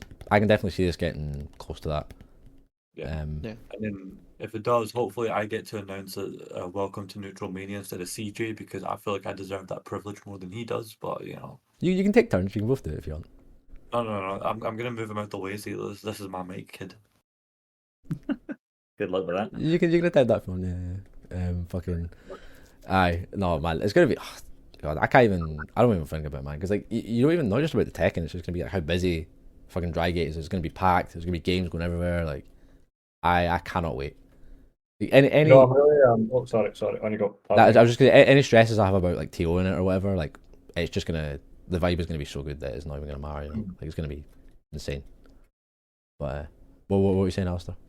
No, what I was going to say is I'm really I suppose grateful in a way that we're getting this sort of bigger presence from the English players coming up to play, particularly guys. Sorry, can I ask? Is Richie coming? Is Richie coming up? So based on what you were saying at EGX, he's like almost a certainty, yeah. Right. Okay. Well, we'll leave Richie out for now because he's not signed up yet. But like the likes of Joka and Kane and Trench, like when you think about like the international sphere of Tekken players, they're at the forefront, for European players, I suppose, is the best way to put it. So it's great to have players that are known at that caliber to be coming to our events. Where Scotland, obviously, respective to the UK, is known. We have to be. We're kind of a big part of it, but we're not in the grander scheme that known. So it's going to be great that those guys will attract eyes to Scottish tournaments and things like that. Mm-hmm. Yeah, man. And it's not even just aim. Like, based on what we've heard at EGX, and Eunice and Daniel attest like this. I was handing these bad boys out to everybody, and like more than half the responses I got was like, "Yeah, I'm coming, bro. Like, why are you handing me one of these?" I'm like, "It's alright. You can just take it." So like, if even like half the guys who said they were coming are coming, then we're fucking numbers are gonna be insane. And like we also had Spag shouting it out quite a few times on stream. This will probably be our big game too. Honestly, I genuinely do believe that. Yeah, for sure. It's funny because I think when Eunice was playing Cloud, you were like shouting at them, like, "Shout out Neutral Mania," and they're like, "What the fuck's he talking about? You can't hear him." And then from that, obviously they heard what we were saying, and then it like seemed like fucking every 10 minutes they were shouting out Neutral Mania on stream, man. So yeah, shout out Spag, Bubsy, Peach for doing that, man. That's really appreciated. 100%. Yeah, I can't fucking wait. It's gonna be so good. I don't know about like what we'll do for the podcast, if we'll have like a preview episode, maybe like look over the brackets. I think that'd be quite fun. But yeah, depending on like everybody's schedules and everything, but we'll see. But yeah, in case you didn't know, Neutral Mania 2, Drygate, Glasgow, November 30th. You should be there because everybody else is going to be. Right, do we want to take a quick 5-minute break, then we can come back and talk about Heihachi as patches and all the stuff that came along with that? Aye, cool. Alright, see you in a bit, folks. Back in a few minutes. Alright, and we are back. Thanks everyone for staying through the break. Hope we're all doing good, having a good one. Good show so far. So we talked about all the events and everything we've been to and all that jazz. But first I figure... Actually, right, get this. It's going somewhere, don't worry about it. I want to ask you a question to start off this segment. If we'd all like to give our own answers, right? Say you buy a video game, right? Just any game. You buy an Ultimate Edition for that game. Do you think, hypothetically, let's say it was a fighting game and you buy the Ultimate Edition, should you get What's the game called? It doesn't matter what it's called. Not just the every character. Do you think you should get every stage included as well? Hypothetically, of course, hypothetically. I mean, at least for the first season of the game, I would say so. Yeah, it seems pretty reasonable. Okay. I think so too. Yeah. I mean, let's say that following, keeping this going. Say they gave you a stage, you got a stage for free, so you would then assume that every stage following that you would get for free as well, right? I mean that seems consistent. It does seem consistent. Yeah. Yeah, I don't know where I'm going with this. It's just kind of, it's just funny, like the logic stuff that's been fucking going about. Because here's the thing, right? See, if I was in control of a game, right, and you guys bought ultimate passes, I would I would make you pay for the. I'd accidentally make you pay for the stages, right? But as a joke. But then if I see you all complaining, right, and like I'll double down on that. So I would make every custom item, and say customization, you'd have to pay like 50p every time you use a custom. Not only when you use the custom, right? But if you change the color, that's an extra 50p right there. okay. So I would double it down for about a day, then I'd go back to my senses and be like, okay, I need to get these morons to like my game, so maybe I wouldn't do that. Well, thankfully it's not run by you, Eunice. But to be fair, not far off. Not far off. On the subject, I do think the backlash was a bit blown out of proportion. I mean, Okay. I know folk were expecting to get it, but I mean, it wasn't as if it was said. Like, if it was said and then they sort of backtracked and then started charging, I could see the sort of outrage. But, you know, at the end of the day, it's a £4 stage. It's not the end of the world, you know. Yeah, I think they kind of fucked themselves because, like, in Tekken, obviously, like in Tekken 7, the DLC stages, the Noctis stage and the Geese stage, obviously they came with the characters, and then there was future stages that came with like the bigger updates, and then it just became the assumption like, oh, when the characters come out, stages will come with them. In this game, Lydia had the beach stage, so you're like, oh good, it's the same as T8. No other reason to assume any otherwise, even though it's not like explicitly stated in the Ultimate Edition or like the season passes or whatever that you get stages or whatever. It was just kind of assumed. So it was a bit of a... Here's the thing, right? So like fucking when you have marketing, when you have people, right, you have the people who make the game, right, and then when you add people who, I call them the normal people from the marketing, who say we can make money by doing this, and this, right? That's the problem is happening in every single fucking game, like FIFA, COD, Overwatch, or whatever. Like these kind of games where they're thinking of ways of making money, you know, rather than like making the game good for people to pay for more. Do you know what I mean? These things as well, like these companies are more blatant about it. Like they're just coming out straight saying like, we're charging you for this, and all these extras are all charged for. And then people, because they're basically told this, they just got like, all right, okay, I accept that. That's just how things are. But because obviously this went kind of under the radar, and they've just came out and said, you know, we're charging you for this. They're like, what? It's like, because they didn't specify earlier on, like when the beach stage was released, they probably should have said, oh look, we're going to be nice here, we're going to give you this one for free, it's a sort of one-off thing just to thank you all for buying the game, etc. Then it would have all been probably fine. But yeah, I guess it came as a bit of a surprise to people, so just another thing to add to the pile to moan about, probably. Yeah, I think Ibra's got a valid point in that. Like, it's not even just the DLC stage thing, it's just like every little minor grievance that maybe you let slip by, this on top of it is enough for a lot of people to be like, all right, fuck this, you know, like not happy or whatever. Yeah, quite funny. They had a whole like hour-long Tekken talk like before it came out, and they neglected to mention the fact that the stage was paid for. But again, it's you can't exactly put it down the malice, because maybe they assumed, they just didn't know that people would like flip out about it, or like they wouldn't know. Because again, anybody that's not read it, before it got deleted, Harada had a long fucking spiel on Twitter about like how this sort of thing happens. It's like there's a separation between the development team and like the marketing / publishing team, and then when these guys aren't communicating to each other enough, situations like this can happen, and you get at least a lot of burnt players who rightfully feel frustrated given the circumstances. That happens a lot in like not just at a gaming company, but like regular jobs as well, where two departments are thinking two different fucking things, where they try to complete one objective. You know what I mean? And if like one side is thinking money, the other's thinking about gameplay, you know, they're too busy trying to.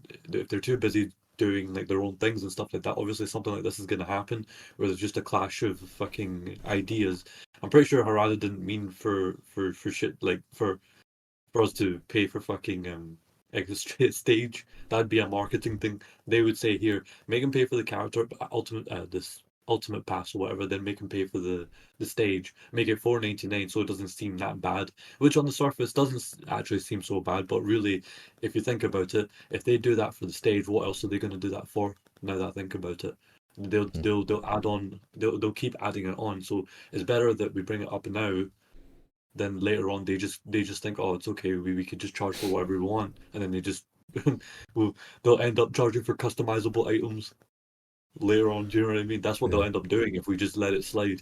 Yeah, I mean they're already charging for like costumes that were in like other games, but again that's like port costs and it's cosmetic, so it's not as big a deal. But when it comes to like a stage, which is like a gameplay element, which even though it is like layout wise, I'm pretty sure it's like a 1-for-1, the same as Arena, I think. But yeah, still, like imagine someone doesn't have that and then they get to tournament and they're like, oh, what the fuck, this layout's so weird, it's different. Even mods we get for free. You know what I mean? Yeah. I think there's like I think it's sort of multifaceted, right? So let me tell you what I think, right? My 2 cents. I think Heihachi came way earlier in the cycle than they ever intended him to because of the backlash of the leaks. Mm-hmm. I think you're saying it's actually interesting that you brought up that the new stage is a 1-to-1 arena. I think that's probably maybe a crunch thing that they've had to fucking work that map in with the release of the character.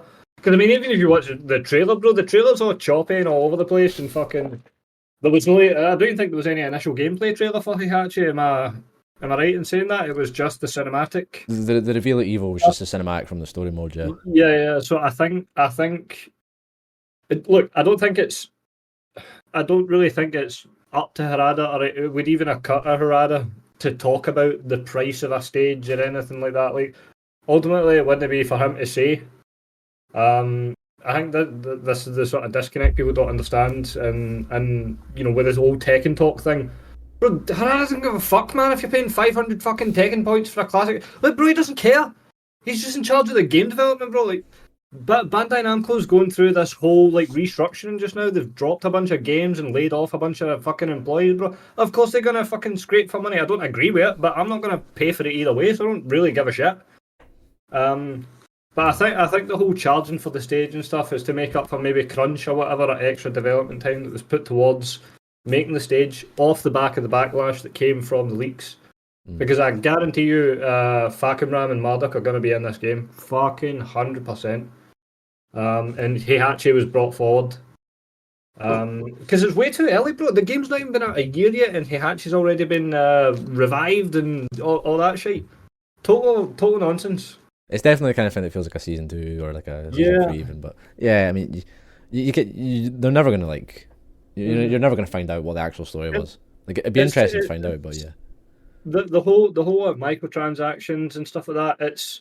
I mean, Tekken's always sort of had it in small ways. You had character packs or costume packs and things for Tag 2 and previous games, right? But the way it's going is it's just because of the way consumerism has changed. Every game has got this shit now. Every fucking game has got microtransactions and shit, and it's to be expected in a way. Again, I don't like it, but again, I'm not going to fucking buy the shit, so it doesn't make a real difference to me. But the whole people like going after Harada and like review bombing the game and shit like that, get grip, man, like fuck up. Seriously, fuck up, man. Yeah. I was going to say something else, but I'm getting heated, so pass it on. The thing is, like, you said that every game is doing it, and I feel like that's what's pushing people away. Like, a lot of people are going to these like, smaller independent games now that are becoming more popular because it's half of the reason because they don't have these stupid wee little microtransaction things going on. Do you know what I mean? Mm. I think credit has to be given as well. Like the response, you know, they did apologize in a way, and they offered the sort of little, was it 500 coins or something? Yeah, I think it was either yesterday or today. You can now sign in and get that for free. Yeah. Yeah, So I think that even if you didn't buy the stage. I believe so. Nice. Yeah. So you can get. I think. Yeah, credit where it's due, because could you imagine like EA or Activision doing any of that shit? What the fuck? No, they put out like a PNG and then that'd be it. Like they wouldn't even like, there wouldn't be any like payback for it. So yeah, I think credit where it's due in that sense. I think they do care more than these other companies do. So Yeah, I think. Bro, Bandai Namco just ought to be glad that it wasn't Murray that put out a tweet, bro, because he's the worst, bro, when it comes to like replying to Tekken fans. Man. This is the same guy. Oh man, be glad it wasn't Murray Bandai Namco. This guy tweeted the N word, bro. Like, what the fuck? Oh god, Bro, that was combo breaker, man. Yeah. like Harada's response to the backlash was, I mean, although he sort of, I suppose from a company perspective, pointed the finger at bro at his own guys, it was still pretty reasonable that he acknowledged the disconnect. Bro, imagine if it was Murray, they'd been like, oh, they fucking idiots, man, in the department. What's They don't know shit, man. Yeah, it's because to some degree Harada's Don't worry, pretty. the health feed just block. Remember that one? It's to some because to some degree Harada's like pretty like you can't really touch him in Namco now. Like he's that senior and he's high up. He can get away with some stuff like that. Even if they tell him to eventually delete it, he can still like. So it's not like they're gonna fire him, just because he like tweeted about. One face thing. of the game, man. They can't get rid of him. Yeah, I mean, he's not even. I don't think he's technically like he's above lead of the Tekken series now. He's quite high up in terms of like senior management. Murray is now where he used to be. Yeah, but Murray's a dauber. So to be fair, like, I've not actually seen Murray tweet in a while. Maybe he's kind of held back. No wonder, bro. If I fucking made tweets as dead as him, bro, I'd be fucking silent as well, man. I think we said this on an earlier show, but like to be fair, if you had like Tekken fans in your fucking ats, like in your mentions, like every day, you would go off the handle. Like it would not. Like I would not be able to handle it, man. It'd be like, yeah, not good. But yeah, it's like you say, Wesley. I think the response was good overall. A bit annoying you can't like use those coins to buy the stage, but I can see why they wouldn't do that because the people that have bought the stage already would be like, oh well, what the fuck, Yeah. So yeah, you can get the fight pass, or you can get a costume pack. I think. Or you could do the smart thing that I did is you just buy the standard game. And then the stage won't cost you so much, but like my grandmother used to say, like if someone offers you an ultimate pass, don't buy it. Your grand said that, right? My grand said that. But listen, see us standard users, bro. We've got it down. Bandai Namco's probably still got another year and a half of just absolute fuck ups with this game. So I'll collect my 500 Tekken points, bro, every quarter. You know what I mean? And then I can buy when they eventually release a decent fucking costume. I can get it for free. That's a strat. And then there's me. You want the Fudoshi Marduk, don't you? Aye. Yeah. So do I. And then there's me, who bought Deluxe on PC and PS5 like a mug. Oh man, not good. I got Tekken 8 for 35 quid, bro. CD keys after the day after it got announced. Standard edition all day, baby. Yeah. There's ways to. Alistair, suckers. Aye, man, heavy suckers, bro. Fucking ultimate pass goons. I bet that gold costumes was really worth it. Aye. I don't think I've even equipped. I never equipped them. It's like because they're not even costume slots. Like you have to like do them yourself. Yeah. Oh man. Aye. So what? What was the ultimate pass worth it? Aye. No. So in addition to that, we also had the release of Heihachi. We don't have to like dwell on it too long or anything. But I played a bit of Heihachi. He's different. He's very different. Very stance focused. He's cool. Presentation's good, animations are good. New voice actor, because both Heihachi voice actors in the past have passed away. Really unfortunate, but new guy's doing a good job. Seems cool, doesn't seem overtuned or anything. I don't know if anybody else has any immediate impressions on Heihachi, but yeah. He's alright, I don't know. I think turning him into a stance variation character was kind of whack, but that's where the way the game's going, mate. That's just taking it. Me personally, I had fun with it actually for a day while I played him. I thought the stand stuff, it wasn't really like, I didn't feel like you needed it, to be honest. Like you had like neutral stuff, which was pretty fucking cool. Like you could do forward 4 and then the down forward 3 1+2. If the forward 4 hits right, the down forward 3 was just so delayable into doing the 1+2. Like I was shocked. I was like, man, this is probably better than down forward 1-2 was in Tekken 7. He was a lot of fun, a lot of flashy stuff, which I kind of like. To be honest, I'm not gonna lie, I like the flashy stuff. I like the emphasis on the blue sparks and like the gold spark stuff like that. That's cool little execution things. Because I think people were worried when they like changed his omen that, oh god, they're removing skill expression, but then you see stuff like the charge back 2 and like the charge down for 1-2 and like that's that's really cool. What was even better as well was that like even in Warrior Instinct you could still punish the stuff like if he like a 4-4-2 or something like that, like or whatever was buffed, like you could still punish it to a degree. Do you know what I mean? Mm-hmm. That was that I think that was pretty fair, to be honest. Daniel, have you played against many Heihachi's? Any thoughts? Yeah, I mean, I played him for a little bit when he came out. Oh yeah, you do that for every DLC character, so that's quite good to do. Yeah. Yeah, so I think people maybe were overblown about like how he's just a stance character now. He has like some stance mix now, but it's not. I don't think it's that strong, honestly. Like so, I think he's not like an Eddie where he comes out and he's just neutral skipping and then mixing you. But yeah, I think some people had a bit of a knee-jerk reaction with that one. As Tekken fans do with Tekken. Yeah, I mean, as we're speaking about just prior. We were patting our shants when we fucking saw that trailer and stuff like that, because we were like, oh shit, how are we going to deal with this? You know what I mean? And then when we played the character and realized it's not so bad. I mean, you managed to defeat a Heihachi player in the one go. Do you know what I mean? So a Demon Paw punished 4-4-2. I was happy. I was happy with that. I was like, sick, nice. Yeah, he's cool. He seems cool. I don't know how many people will actually stick to him and play him, but Mishimas are always popular to an extent, so. It's funny because I saw Big Nose playing like a week after Heihachi came out. I saw Big Nose playing Reina, which was weird. I was like, oh, okay. I don't think he thinks that character is very good or something. I think he was a bit annoyed. Well, not annoyed, but like it was quite jarring because he doesn't exactly play the same as he did in T7. So maybe a lot of like I say Heihachi players are a bit like, oh, I don't know about this, but yeah. It's like I say. I mean, every Mishima is going to be popular to an extent, so probably get a lot of representation.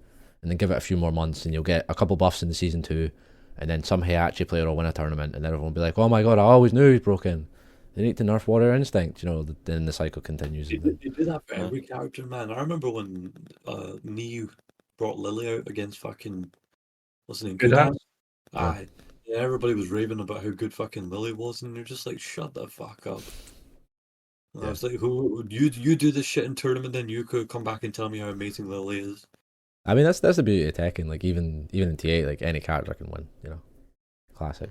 Like with fucking Lydia when what was it? It was Lee Mishima won that huge major with Lydia, and then qualified for finals off of that. Like that's crazy. And like not a lot of people. I think everybody was like, "Oh, Lydia's not that strong," whatever. But just shows you what you can do. Tekken scene as well, especially need to give things like this a bit of time first, then fucking make the opinion. Like if we just watch a trailer and we think, oh shit, this is crazy, but the trailer is designed to make it look crazy. Do you know what I mean? Mm-hmm.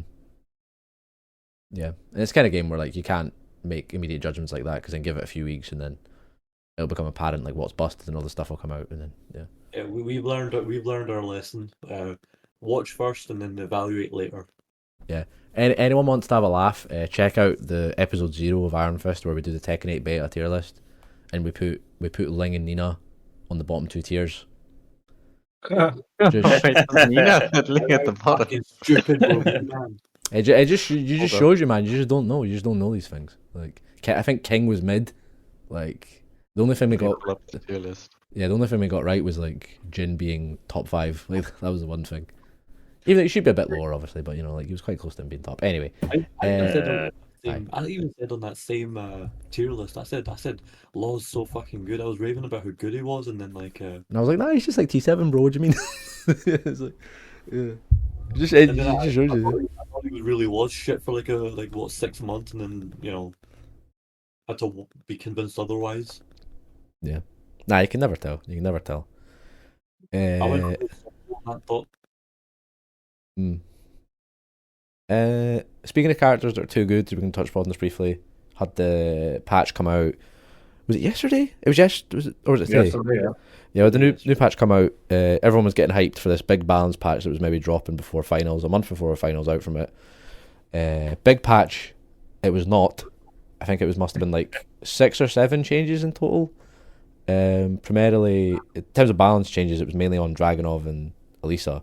And when I say mainly, it was literally just them for balance stuff. The rest was bug fixes. Like, if I can interject here, sorry, Greg. Yeah. This is where players' outrage should come from. Not fucking getting all pissed off over a fucking stage and review bomb. This is where you should be review bombing, bro. This sort of shit. Man, all fucking year, people have been like, please, go and change this shit. And they touch like one thing on one character per patch. If you're fucking lucky, man. You've still got Nina running around fucking rampant in this game. You know what I mean? This is where people should be getting fucking pissed off. I suppose, you know what? See this big balance overhaul they said that will come next year? Bro, it has to be fucking good, bro. It has to change a lot of the game, man. Otherwise, bro, they're just full of shit. This is where Harada should be getting shtick. I mean, or Murray, not fucking DLC passes and shitty cosmetics. No, this is where cunts should be getting a bit fucking more. You've even got Arslan crying, bro, on Twitter, man. I mean, well, that's because he lost.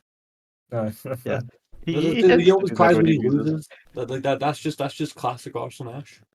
But I think also with the tiny patch, I think it's just they don't want to do big changes until after TWT finals. It sounds like. I get that. But even if they don't want to do big changes, bro, they've had 9 months to make enough small changes where people aren't so fucking annoyed at it. Yeah. You know, I think the bigger patches were like the first 4 months or so, because you had the big one after like Evo Japan, and then I think there was a big one before Combo Breaker, and then there was a smaller one after that. They kind of slowed. Yeah, I mean, there was super necessary systematic changes, you know, like things with like heat and stuff like that, which was good. But I mean, it took them fucking ages just to fix, like, for example, they just fixed that Devil Chin Heihachi Rage Art thing. Bro, it should have been fixed fucking the day after Heihachi came out. Like, why did it take fucking weeks? Or when did it actually come out? Months, weeks, whenever, however long it's been since then to now. It should have been fixed prior. Do you know what I'm trying to say? Yeah. So software development's tough, man. I can attest, and there's a lot of like hidden barriers you don't see, like getting processed via like the manufacturers. Like you have to make sure PlayStation and Xbox patches come out on certain days, and you have to go through certification, and everything has to get tested a million times, and it can be tough. Like try to distribute stuff like that, but they've addressed some of the bug stuff, but. I really like, even though it's before finals, like you want to proceed with caution, and that seems to be the trend with fighting games in general. Like Street Fighter is very known at the moment for being very like delayed and hands off in terms of balance. I definitely thought we were gonna get more than like 7 lines. Like I'm very shocked that like Nina and Yoshi, even Jin, like didn't get like even like a slap on the wrist or something just to show, hey, we're still addressing these guys, you know, like we know, but. Like you say, maybe they just don't want to rock the boat too much before finals, and they felt like they had to do something to Dragunov because he's like the top one, everyone's complaining. But it's been like that since Evo, man, or even before Evo. QCF4 is going to be like the most nerfed move in Tekken history, and it's still going to be like one of his best moves. Like, it's crazy. I don't know how they keep doing it. It's crazy. What's 8 on hit? Super close. It's like fucking infinite mix-up, bro. Yeah, like that's a nerf. That's a nerf, bro. It's still like it's like his best move, probably. Yeah. When they tried to nerf Akuma a bunch of times and it wasn't happening, like, because he just broke the game fundamentally. Do you know what I mean? And then they made a system change to Tekken 7 with the Oki change, and he was still fucking too good, bro. Yeah. I think he was the only one who could do some of the Oki things. Yeah, they removed it from Ling, but he could still do it. And the patch was meant to address him specifically, so they did a system change, and it like didn't. Yeah, it still worked for him. It's like, game development. And balancing a fighting game, really fun, I'm sure. Yeah. Although having a 10-frame launcher is actually pretty fucking good, I can't lie. Yeah, now you're on the other side, Eunice. You get to see what it's like to play a good character, man. Crazy. I know, it's amazing. Yeah. Yeah. But again, I'm very interested to see what they do after finals. It probably is for the best. As much as we bitch and moan, it probably is for the best not to completely alter the meta right before World Finals, because obviously these guys, like these pros, have been played, like they've been grinding and getting ready on this version. So it'd be kind of whack if like all of a sudden, I don't know, fucking like Lars was top one, and like imagine what a horrible world that would be, you know. But like yeah, like if the meta was shifted like that. But yeah, no, it's valid. It's valid. I think. Again, man, please don't ever say that again. You know they'll fucking do it. It happened in the past, bro. It's been enough time. They might forget. The worst thing they could do, like at that point, is give Lars back as neutral down forward 2. That would be the worst. Mate, that wouldn't even make a difference in this game, man. The amount of crazy shit in this game, that would do fuck all. Play tag 2 and tell me it doesn't make a difference. Yeah, but that's what I'm saying. Tag 2, as opposed to in Tekken 8, where everyone else is super buffed with all these crazy shit, man. Trust me, down forward 2 would do nothing. I suppose. I'd still hate it, though. I'm just thinking whilst we're on the cover, because we don't want to be a bit too long in the tooth for the show. We were talking about the review bomb earlier. That was part of the stage scenario, but it was also due to an unfortunate situation at Tiger Uppercut, where we had the Chinese player XCC who'd made it all the way to top 16, and then they were like, "Nah, mate, you shall not pass. You have to DQ." Because I think at that point they realised they couldn't just avoid him on stream, not to like put him on stream, and they're like that, because China was like a banned country among like Russia and like other countries for whatever reason. But yeah, there was like a huge review bomb wave from like Chinese players, and got the score set to negative until eventually they removed it. But was that a Bamco decision or like the tournament organizers' decision? Like I think it must have came from Bamco. It must have. Because like they put out a statement after, like, "Oh yeah, we've banned this player for whatever reason," you know. Yeah, and again, it's a very, very different kind of situation. But we mentioned earlier we had the situation with Elias. Is that how you pronounce it? Elias. Yeah, used to be called Ronaldo Sue, and how like what was it that happened again? He's dual nationality. He was registered for the Moroccan leaderboard. For for the regional leaderboard, or like one of the African regions, went to dojos in Africa, got top, would have qualified via that spot, but since he was a resident of the Netherlands, they banned him for like they didn't let him into the finals. Okay, fair enough. Banned him for the rest, like this season. Okay, cool. Banned him for next season as well. I guess they want to make an example of him, but that. I don't know, to me, like, that seems a bit fucking much. I don't know. Well, here's the thing. If you're gonna, like, talk about making examples of the people, like, fucking, what about all those fucking rage quitters we still have to deal with at this point, even in this, like, what, 10 months into this fucking game? If you're gonna make an example of anyone, make an example out of them. But you're gonna, like, even though, right, he probably didn't go for the rules, right? It's like I said this in my tweet before, right? Even though he didn't go for the rules, right? Like he still paid that money. He still spent that time and money to go out and travel, which is more than what half of us even do anyway at this point. He probably did it more than we did. And on top of that, like the rules. See this whole rules thing with TWTs and whatnot. Like no one, like we don't know where to find that shit.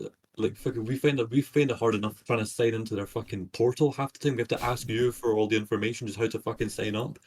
And they expect us to fucking know their rules through their fucking stupid webpage or whatever it is. Now, and he's a young kid. He's like what, 17 fucking years old. I think at the time it happened, yeah. Like I think he's like 18 or 19 now, yeah. 17 years old, right? And he probably hadn't read through the fucking rules of the thing. And he is Moroccan anyway. He is Moroccan, so he is from there. And plus, here's another point that I thought about as well. Like earlier, see, like I remember I was doing the EU Cup tournament thing. And Kira like did a tournament in Germany that got him into the German side of the EU Cup. Because if you remember, it was only Tetsu from Germany that was competing. Well, the second place of Germany was fucking Kira. So wouldn't that be still against the rules technically? Should have Kira been competing if he's from Switzerland, right? And he's competing in Germany and got second place in Germany. Should he have still competed in the EU Cup? I'm not sure what the region split is. I don't know if Germany was paired with any other countries. I don't think it was. Yeah, I I don't. don't know. I'm not too I sure. don't think it was. To Like, be honest, what was the actual rule that he broke that It, made this happen? Was it? the statement goes something like he lied about what region he was living in, or like he was getting like he was saying he was like living in Africa, like playing on that leaderboard when he wasn't. Right. see all the things, all these decisions that they're making, from the fucking DLCs to the passes to banning Chinese players and then like banning a fucking 17-year-old for about a year from tournaments, right? This isn't proving a point. This is pushing the people away from you. They've got right now the company has no one on their side, absolutely no one on their side, except It for maybe also, a couple of diehards of the game. Literally they've got the people currently against them.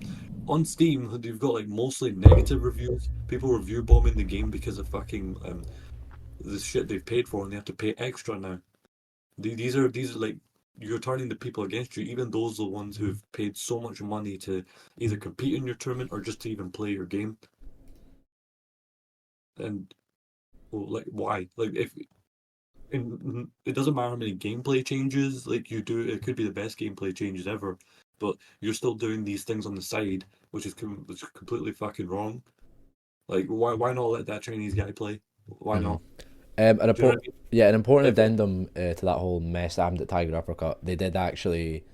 They've invited XCC to the LCQ, and they've obviously going to let him enter for free and all that. And I think Chinese players can enter the LCQ now, which is great, but it doesn't necessarily rectify the fact that he got DQ'd after he'd already sent Yagami to losers and other like people. So like the effect on that bracket is still fucked. Like it's still done. Yeah, like he could have won the whole thing and made history right there, but he was stopped by the fucking organizers for whatever fucking reason they ever had at the time. And then on top of that, you're gonna ban someone else for about a year off the competitive scene. Like, Yeah. I think they'll renege on that ban at some point. They'll come back on that, and I'm assuming it's like one of those things. Just per their rules, they have to do it there and then. It's kind of similar to like if something happens on your Twitch, for example. Twitch will ban you, and then they'll sort it out in the background, and then they'll unban you. Yeah, I hope that. I'm assuming it's a similar process with that. I would argue that somewhere within the infrastructure of the point system, they can't just go in and change information about you or whatever. So I think they'll renege on that eventually. The hope is that quietly, like in the background, that maybe like give it a couple months and they'll be like, okay, yeah, we'll maybe rescind the ban for that season. Because again, that's like, you've got a guy who's like getting to that level and like obviously that fucking good to get top of a leaderboard, and he's just not able to compete like for a year. That stings. That's not good. usually I kind of hang back and like laugh at everyone else in those unfortunate situations, but you know, like see, when it comes, if they've actually put in the effort and they put in the money and the time, do you know what they then I actually feel sympathetic for them. Do you know what I mean? And I've met Elias before. He's a nice guy, completely nice guy. He even apologized for the mistake he made, and we assumed it was okay. He's not allowed in the TWT finals, right? That's bad enough as it is, considering the fact that he did all that just for that. But then you're just adding salt in the wounds, and you're gonna ban him for a whole fucking year. And And then, I hadn't even thought about it from that perspective. Like, imagine you're thinking you're going to TWT finals for like 2 weeks, and then you find out you're not, and also that you're not just going, you're getting banned for a year. Like, it's fucking insane. yeah, that's why you're pushing the people. They're pushing the people against them. They've not, from every decision they've made so far, they've rarely had the people on their side in anything at all. Yeah. From the marketing plans to all these decisions, random decisions out of nowhere. Yeah, I'll say like a lot of from a lot of these situations we've discussed, they've eventually seen the light, but it's taken a lot of backlash, and maybe this will be a similar scenario where, you know, his apology gets enough traction, enough people share about how messed up it is, then maybe like the ban will get rescinded, and that'd probably be the best outcome, because like it'd be good to have that. And again, you don't want even more people upset at like how the game's going and the decisions you're making. Because it's even worse because you had like fucking, you got cunts like what's his fucking name, the one who moved to Australia, the Kazuya player. all Farabors. Yeah. You have guys like that still playing the fucking game, right? And who's clearly using fucking cheat codes on the fucking thing. And then you have someone like fucking low tier god fucking streaming your game, you know, still shitting on the people as usual, and this guy's like about as useless as tits on a fucking nun. I mean, why is he still playing this game? Shouldn't have happened. Yeah, nah, for sure, man. Agreed. Can't argue with it. I'm just trying to make the point that you have there are worse people than what in this game than what Ilias has kind of done, right? And this is the guy you chose to make a point out of. Yeah, nah, I think we're all in agreement. That's where I wouldn't be. Yeah. But again, similar to the last episode, a bit of a shit note to end it on, but I think we've kind of covered everything. I like the game. Game's cool. But little things like that, it's just shite. Can't really say much more about that, but yeah. Well, good talk. I think we're all pretty much spent, right? I think we've covered everything that we had on the list. Yeah. Yeah. Nice. Yeah. I think we can call it there. Yeah. Good talk, everybody. Coming to Neutral Mania 2. EGX was great. Oktoberfist was great. Shout out Dundee. Good shit Bolt for keeping the Scotland streak alive in Liverpool. Love to see that. See, Alistair, I want you to win it next year for the three-peat for Scotland. Assuming you're still playing Tekken 8. Hell, even if you're not playing it, you might go and win you might go and win anyway. You never know. But as I've said a million times, you know what to sign up for. November 30th, Neutral Mania 2, Drygate Brewery, Glasgow. We'll see you and everybody else there. And have a good night, everybody. Speak to you all later on. Bye bye.